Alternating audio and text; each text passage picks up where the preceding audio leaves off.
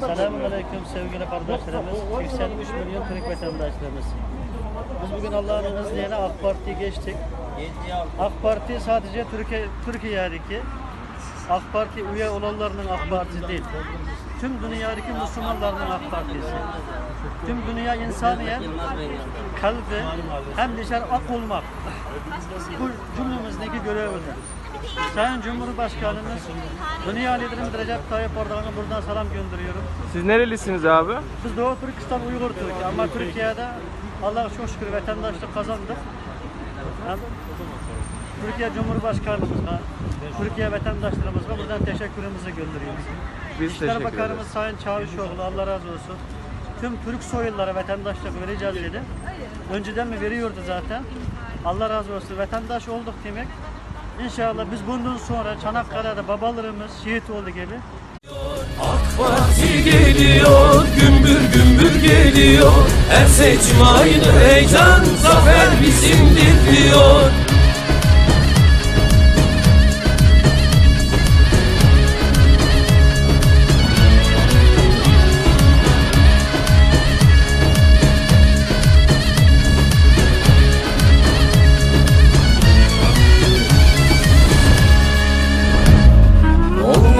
Başkan gördük, sonunda seni bulduk. Seni bulduğumuz yoldan ölsek dönmeyiz ardından.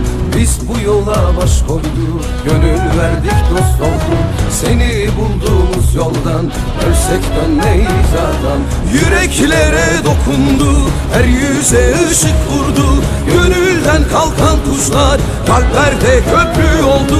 Gözden düşen yaşlara, gariplere, yoksula, Afrika'dan Asya'ya ümit oldun başkan ha.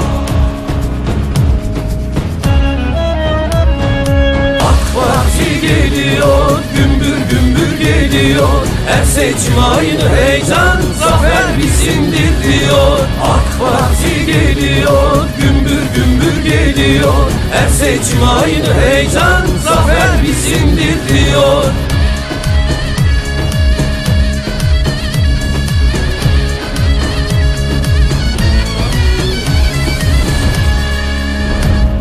Olmadık başkan gördük, sonunda seni bulduk. Seni bulduğumuz yoldan ölsek dönmeyiz adam.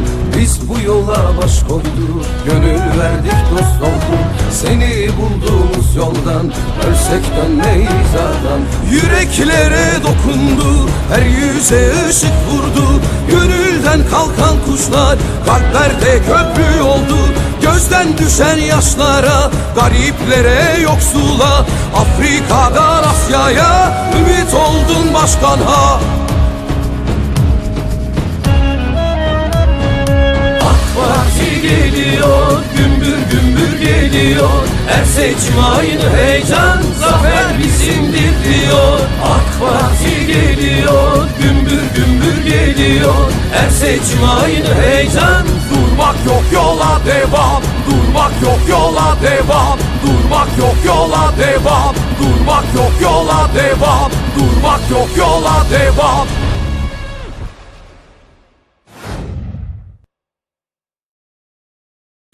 AK Parti geliyor, gümbür gümbür geliyor. Her seçim aynı heyecan, zafer bizimdir diyor.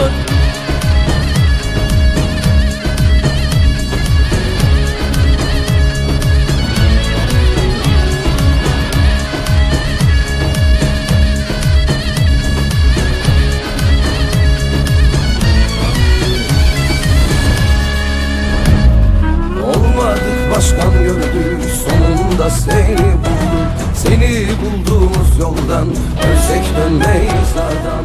Biz